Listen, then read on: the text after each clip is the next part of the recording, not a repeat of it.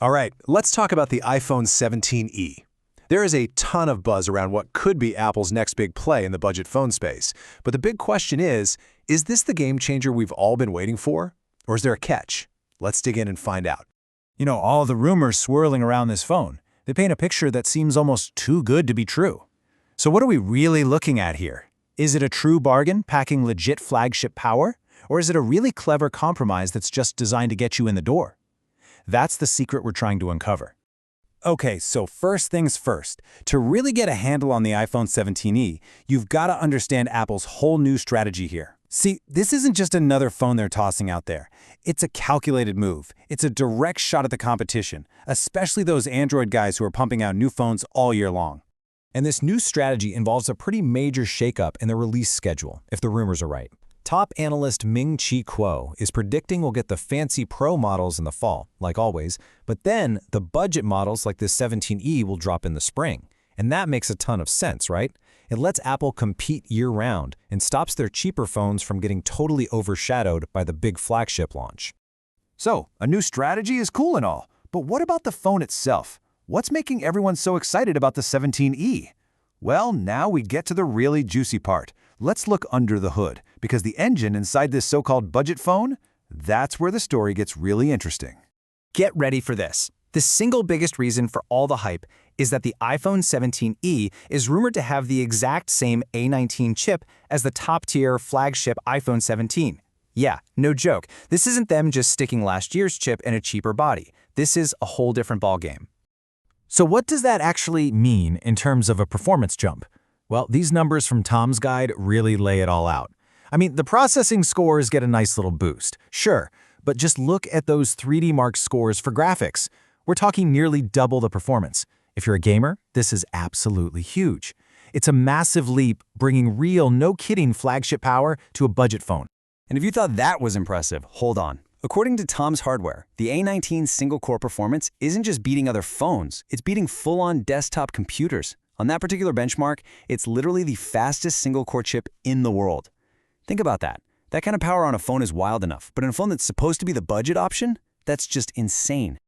Okay, so the performance is obviously a massive story here. But the upgrades aren't just on the inside. The iPhone 17 SE is also rumored to be getting a much-needed modern redesign, one that finally drags Apple's budget phone into the present day. Yep, you heard that right. Say goodbye to the notch.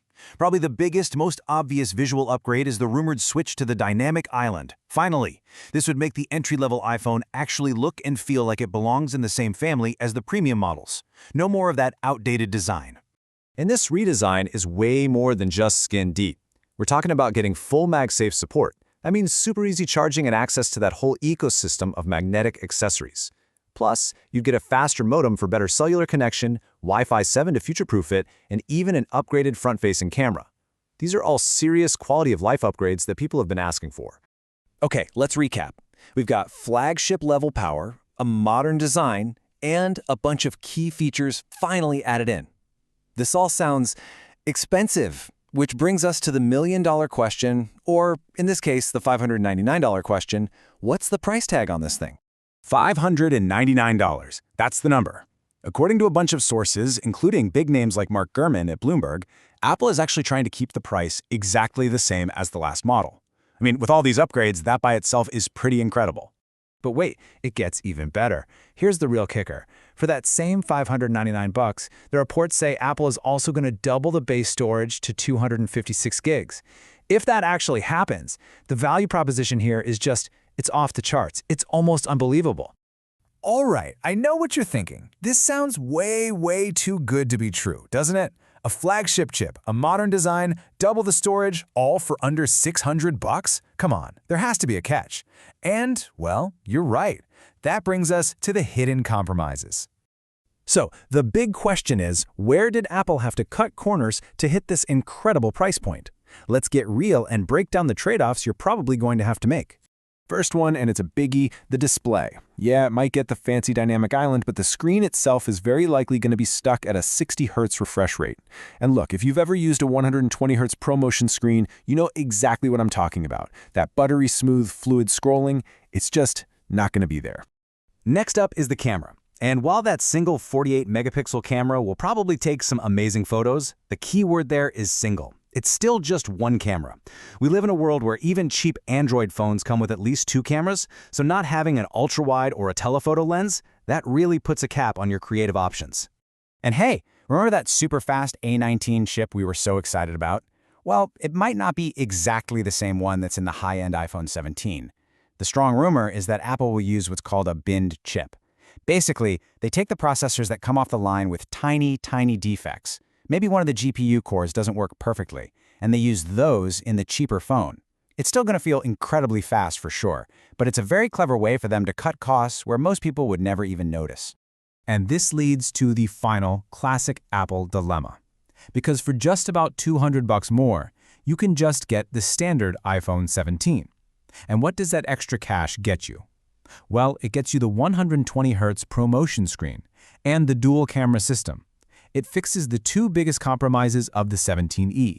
It's such a tempting upsell, and you know they designed it that way. So that's the choice Apple seems to be putting on the table. Is the iPhone 17e this incredible masterpiece of value, packing insane power for an amazing price? Or is it a perfectly engineered compromise, a product specifically designed to make you stop and think, for just a little bit more? In the end, I think the answer says as much about Apple's brilliant strategy as it does about what you personally are willing to live with and without.